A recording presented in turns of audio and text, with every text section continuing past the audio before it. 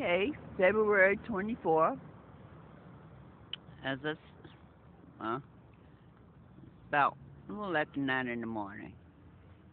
And as this is Ella's building, it's a nice building.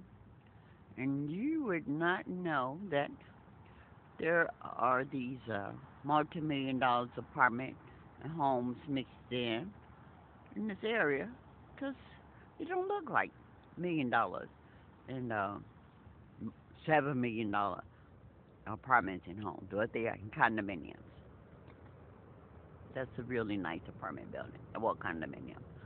Well, at any rate, this whole building seems like these things are in them. Well, at least on the lower floor is where I'm at, because I can feel them.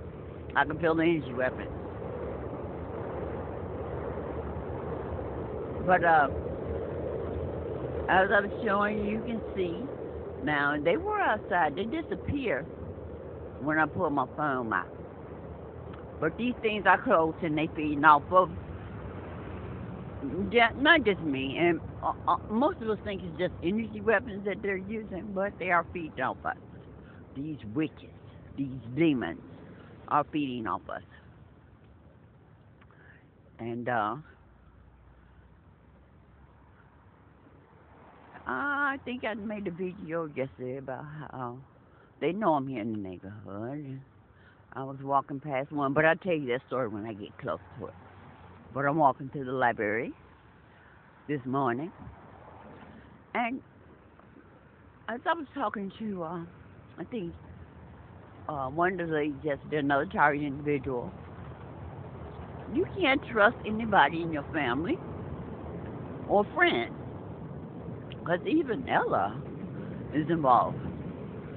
And the thing is, I think God got me going through this to show how evil these things really are, because me and Ella have been friends for maybe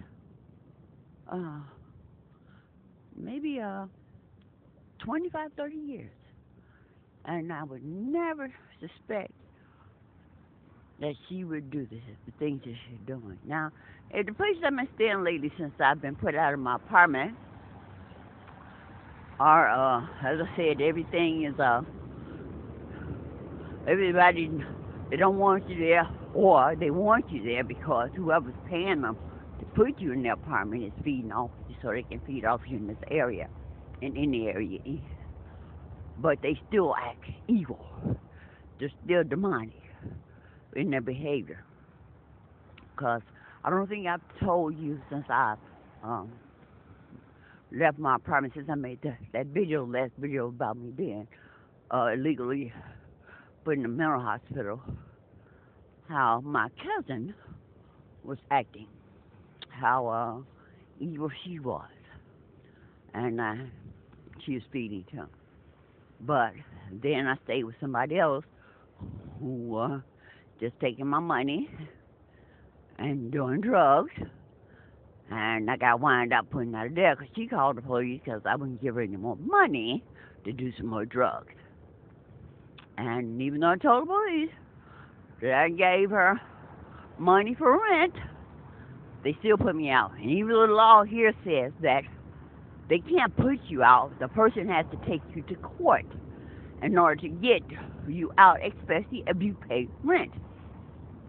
But again, local Chicago police told me I had to go, so I wound up sitting in the bus stop that night until, because I was waiting on my police ride to pick me up the next morning to take me to Chicago Housing Authority. And they thought I wasn't going to be able to do that, but I was able to pull it off again too. These are really some nice condominiums. And even though the police weren't supposed to put me out, they did again, as I said.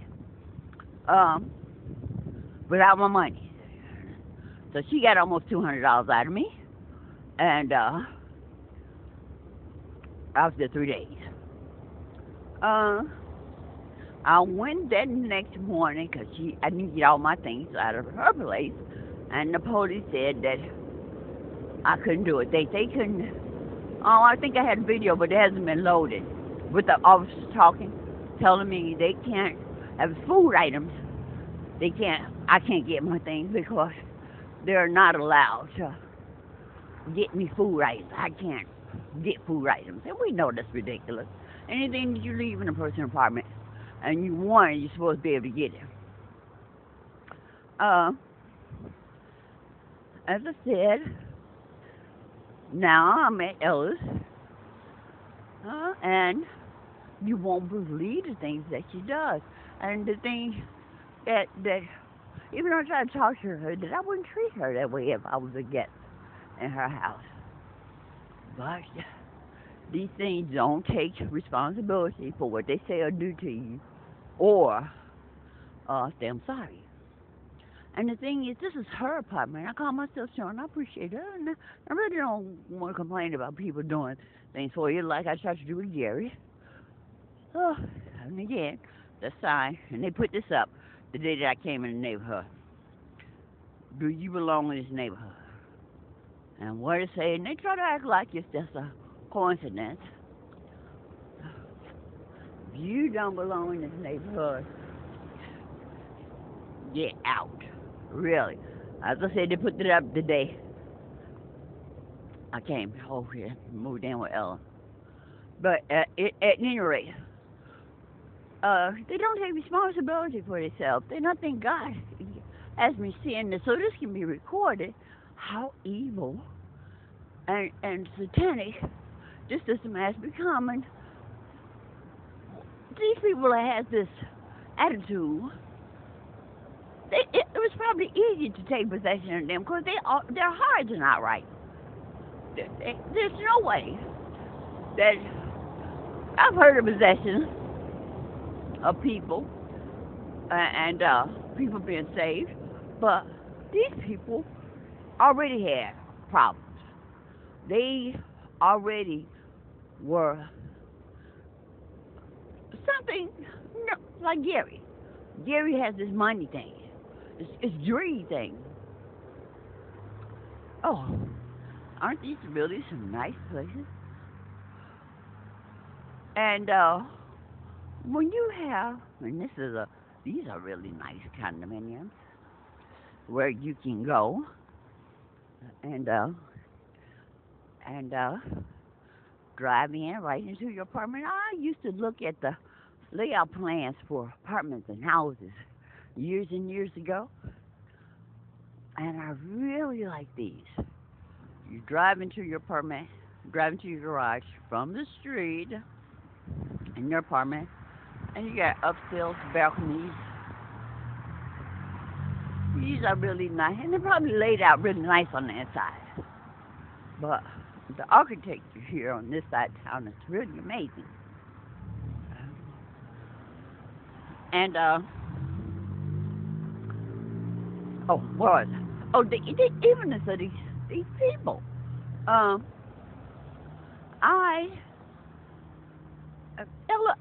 I try to clean up at her house. Now, I'm not gonna go. I do. I need to really go there. I try to help. Her house is disorganized. She said she had a housekeeper. The housekeeper got fired. Her house is disorganized. So I'll go over and make sure. I appreciate being there by cleaning up, straightening things out, rearranging things. Because you know I'm well good at that. And her dishes were everywhere. I'll go in, clean the kitchen, straighten things out. And I cook breakfast for her every day. I cook dinner. And her attitude is, well, I don't have to do anything because you're here. Now, she didn't say that, but that's the attitude. She doesn't appreciate it when I do cook something. She say, oh, the potato salad too watery. Oh, what did she complain about the other day? Oh, anything. She don't say, well, thanks for fixing me breakfast. She don't say, the food was good. There's always complaint. That's not consideration for anybody, especially when you don't say thank you. She accuses me of things, and then when I tell her she's wrong, she don't say I'm sorry. And that's part of the human nature of all of us have to admit when we're wrong. You know, that's taking up responsibilities for being wrong. Only only immature people would deny that they've done something wrong and won't apologize. What do they say? It takes a big person to say I'm sorry. Well, these things, none of them that I've come through lately would do that. I'm talking about families. I'm talking about friends. They all seem to be tied up with this something in them where they won't apologize. Now, since I've been put out, I found out my brother had cancer, one of my brothers, and I went to see him. And that was another story. He was supposed to be stage 4 and dying, had less than a week or two. So I went to see him, and I went through the spiel to see his doctor. They were sending him through all kind of things that they shouldn't have. He wasn't eating. He was throwing up everything. He was eating. He was nauseated. And I asked to talk to his doctor because he was in pain. They weren't getting him any medication. And his doctor came in there with about 6 or 7 students. And I asked him a question about the chemotherapy because we all know, us that's enlightened, know that chemotherapy has never killed anybody. In fact, it's killing people. That this satanic system is using this satanic medical field that tells us we need all this medication and all this chemotherapy is nothing but killers, assassination teams. Because I asked the doctor, I said, how many people have you cured with this? He said he's been a chemotherapy doctor for 23 years, I think. I asked him, and he's used chemotherapy on thousands of people. And I asked him, how many people have you cured? And he couldn't give me an answer. He could not tell me one. You understand that? He could not tell me one patient that was cured from chemotherapy. So since he could not tell me that, I asked him, how long is remission usually for his patients? He said, it depends on the patient. And that's a bunch of crap. Now, all these students are looking at him and looking at me, because when I'm asking them questions, they want to know what his answer is going to be. So, he said it depends on the patient. Now, I think I touched on this before about that's a bunch of crap, too, when they tell you, they can't tell you what results happen, because it depends on the patient. There are not too many factors where it could depend on the patient. It can depend on race, your weight, your age, and your physical fitness. Those are the only factors, maybe one more that I can't think of at the moment, that really should matter. And again, that's your race, your age, your physical fitness, and maybe another one. But if they're prescribing a certain amount of medication, and you're fit in one of them categories, they should know what the results will be. They know the results of everything else. They know the results of other things. They can tell you exactly what it's going to do. So why can't they tell you, since they've been doing this, how many years they've been doing cancer research? So they can't tell you, give you any outline of what your results might be. So that's a bunch of crap. They just don't want to give you any answers because they don't. There is none. Because if you die 2 years, 3 months, they say, well, we didn't tell you. But they know. They know they're killing you with this chemotherapy. So, I talked to him. I told him I was going to look up alternative results for this chemotherapy because I know there's other ways of curing cancer. I asked him why hadn't he given my brother that marijuana to help with the nausea so he can hold something on his stomach. And my brother liked to get high, so he was all for that, getting some marijuana. But the doctor said they have marijuana pills. So I asked him why didn't he offer that to him. Now, I guess you guys who have family members who's going through this chemotherapy, they want people to suffer. They do. His blood pressure was up. They want you to suffer. He told me they weren't getting him the medication like they should. That they were only giving him his blood medication once a week when he was taking it every day. They lied about giving him his pain medication. So there were various things I had to talk to the hospital administration and the doctor about. Uh, so that first day I was there, like I said, I talked to the doctor. He prescribed that marijuana pill, some pain relief medication that would keep him out of pain. So the next day I went back. Lo and behold, my brother was sitting up. He said he had got so hungry he was eating, but he still told me about that high blood pressure. And he was in a stupor later on when I went to see him. And I know that pain medication should relieve pain, but it shouldn't have you in a stupor. Well, I'm outside the library. So, but I'm going to continue this because I'm going to load this up. He shouldn't have had him in a stupor. So when I asked the nurse why he liked that, they sent someone in. All of a sudden he came too. So whatever they injected into his IV brought him around. Plus, when you check his blood pressure, whatever they injected in his IV brought his blood pressure down. Now my brother's involved in this too. But as a family, even though you know they're involved, you would hate for something to happen to them and you're still not there. So, like I said, even though I knew my brother was involved, I wanted to, if something happened, at least see him before he died.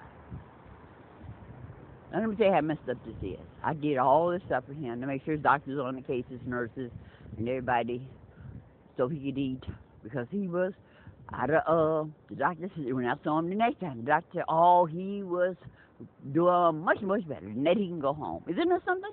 From being a stage 4, ready to die in 2 weeks, to a point where I talked to him, and now he can eat again, his blood pressure is fine, and he's able to go home, and he don't have to come back until they schedule another appointment for another chemotherapy.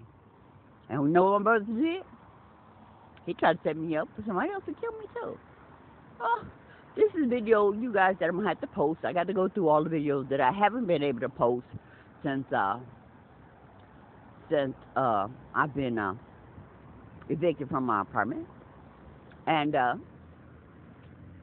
the person who was in his bed was not a real patient, was somebody high up in the organization. And they were trying to talk to me on the slide like I was in this because of the statements I was making on some of the videos I made. I was talking about them like a dog. You know I do. And they were saying that it's a matter of respect. I wasn't giving the respect. So he had some friends that came to the hospital, and they all talked.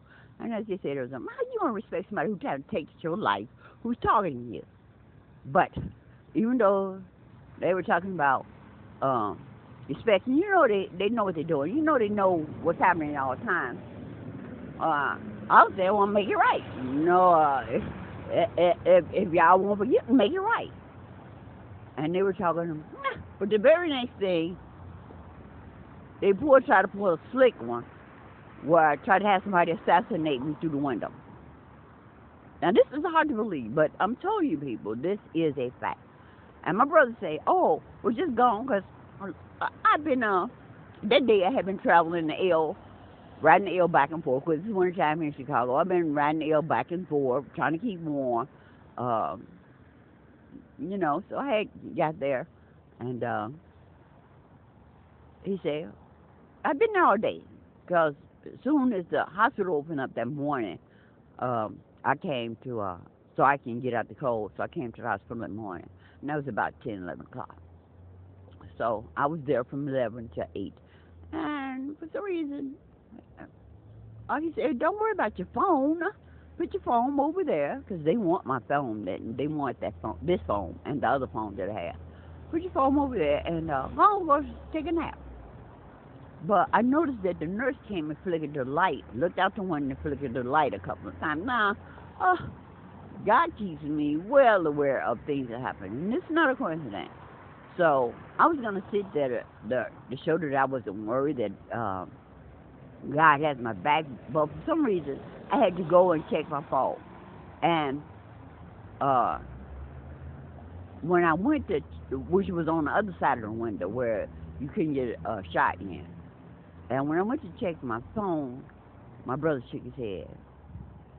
And I stood there because I knew he was in on it. Even though I didn't came and saved his life, but that's what these things are. As I told you, all my life, I have been putting myself on the line for my family. And the reason I brought up this anyway was the point that while I was there at the hospital, this might be a little disjointed, but I'm talking about it as it comes to me. But my daughter came to see my brother. And I told her, I said, well, Amanda, because of you, I am now homeless. Thanks to you. Now, she seen me there sitting in that hospital room with my brother. It's winter time. I have no coat, no hat, no gloves. Instead of her saying, well, Mom, let's go get you something to keep you warm since you're in this cold. Or, Mom, you can come to my house. Or, Mom, I'm sorry. She turned her head. That's how satanic this system are. These people are as cold-hearted and evil as you can imagine. She turned her head and ignored me totally, seeing that I had no. I'm gonna tell you, I had braids in my hair, I had no wig. I'm looking like whatever, all outdoors. Like I said, no coat, no hat, no gloves. And she did not say, Mom, I'm sorry. Mom, let's go get your coat or hat or some gloves. Mom, come to my house. No, none of that.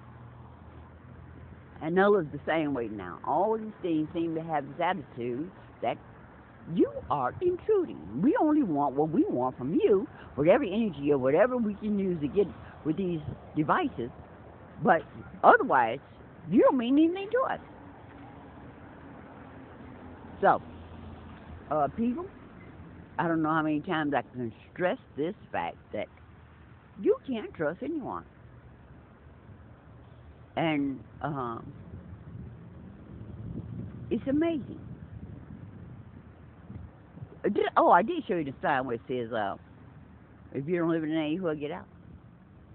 Well, the library is open. I'm going to go in here and get on the internet so you can upload this video. They cut me off early yesterday in the library, but I managed, since they got Wi-Fi, to upload it anyway. I see a lot of my videos, when it comes to the important stuff, like warning your family about what's going on in the forest and the campground, those videos are not being seen. Those videos that I put up about survival and stuff like that, they're not being seen. So some kind of way, the videos that I put up about Riverdale Water Department poisoning me and what's in those pots and pans, they're not being seen. So some kind of way they're filtering out the videos and letting some come through and some not. I'm trying to figure out a way where I can get more views on those videos. So, no, guys, and would you believe, like I said, the name of the Paul Universe is the Blue Demons. Of course, these are demons. Now, one other thing I want to stress on. Since I'm in the neighborhood and I see in the sign say, if you don't live in the neighborhood, get out. It's the neighborhood seems to be mixed, but I think most of the people that come to the neighborhood either work here or shop here. I think these white demons are the ones in control and don't want me here. And that's another thing. See this lady with this baby coming up? They use these kids all the time. And yesterday when I made the video, I showed the fact that they seem to be going to different like daycare centers or somewhere and getting babies. Because on the video I put up through yesterday, I told you about the black lady who was really out of place having his white baby in a stroller that you knew it wasn't hers. And then I come to the library, and then there's this white woman who had a, I think the baby's Korean or Chinese or whatever, Korean or, well, anyway, I said, well, that's, and then another white lady came, and she had a black baby. So in order for them to use them strollers, because you know they put them anywebs in their strollers, in order for them to use strollers and use these kids, it seems like they must have a place to go to where they can collect these children. Because seeing that black woman with the white baby was like upset me, and then seeing the white woman with the Korean baby but then seeing a white woman with a black baby. Please. That is too much of a coincidence. All these different nationalities with these different colored children. And that bothers me because I saw the video of how these pedophiles, and these women just as well as men are pedophiles. So it just bothers me how they get access to these children. Whether they're going to a daycare center, whether they're going to a foster place and picking up these children bothers me. So these things here that said that I'm not supposed to be in the neighborhood. Well, we know the white people at the top control this. I don't care how much power these blacks think they have. They don't have any power. It is all controlled by these things at the top. This white brotherhood. This satanic white brotherhood. Who will use anybody, the Masons, the Mafia, any organization to further their agenda. Now, I'm not saying that a lot of these here in this area are really bad. But I can tell you, if I ask for something, they won't give me the right information. They'll deliberately give me wrong information. But they're the ones who follow me with the phone. But I'm not prejudiced. I have no prejudice against anyone, no nationality. But the realistic thing is these white people at the top run this world. Run this world. There we go with the baggage. They run this world. And when white people say, well, there's only a few white people that make us look bad, they're wrong. And I've come to this conclusion. I was watching a part of a documentary about Rosewood, about how them white people in Florida killed from 200 to 300 black people in the town, just wiped them out, men, women, and children, in Florida, about 75 years ago. And how they took their homes. These black people in Florida had their own home, own businesses, did everything they need to do to keep their town thriving. And they told a lie and said that a black man raped a white woman, and them people without, and what Ku Klux Klan wasn't involved. And this is what trips me out. This is what made me realize what's really going on. The Ku Klux Klan wasn't involved. This was white people who just really wanted to show their superiority over the blacks. And they went to that town and they killed all of those black people. Maybe up to 300, maybe more. We'll never know, because they hid the fact and they covered the property. They buried all the black people in the mass grave.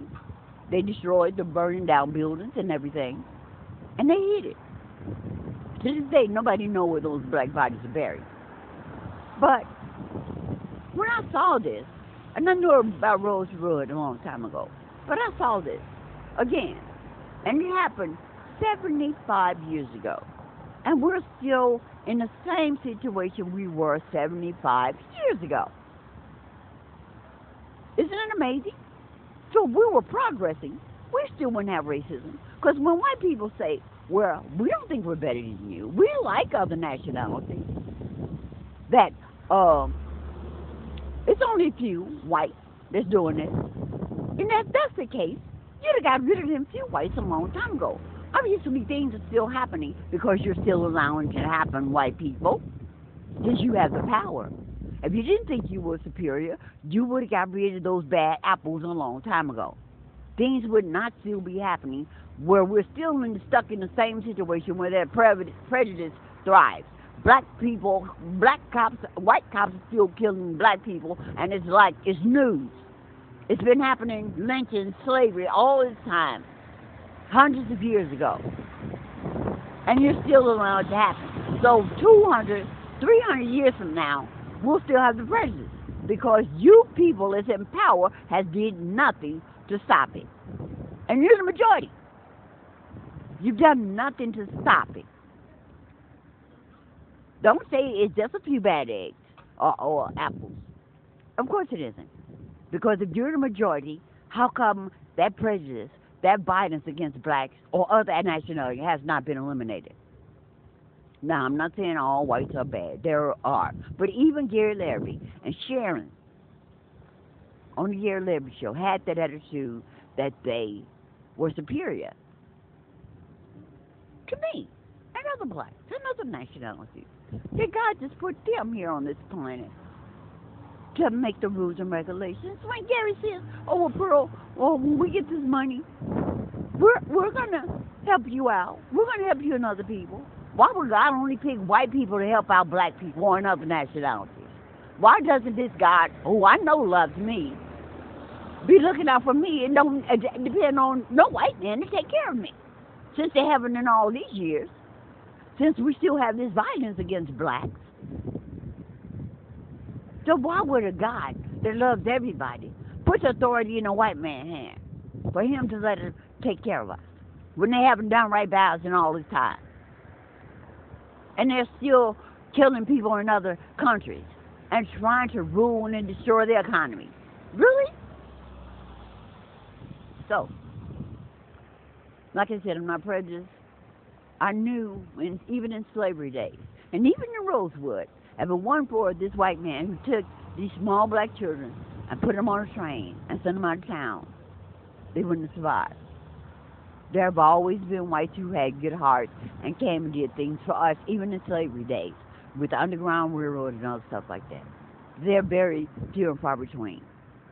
So, when the majority of whites say that they have nothing against any other nationality, they're lying. They have to keep this superiority complex going. Because if you've been around, don't say it's your forefathers, because you know the mistakes they made. If it was mistakes, you know the atrocious things they've done, and they're still going on today, then you're the problem. All right, you guys, I'm going to go in here and deal with this. I love you. Stay prayerful for each and every one. You black, white, Mexican, Puerto Rican, Japanese, Chinese. God has everybody. God loves everybody. It's only us who's causing the problem. It's only those who think they're better than everybody else, who need to look down on others, and then the people who are in place who keep us separated, who keep these race wars and this hatred going between any nationality. Don't fall for it. But you whites at the top, you whites are sitting back and saying, well, I don't have the problem. You could have controlled this and stopped this a long time ago. So I'm not going for that no more that the majority of whites are good people. Of course you're not. Bye.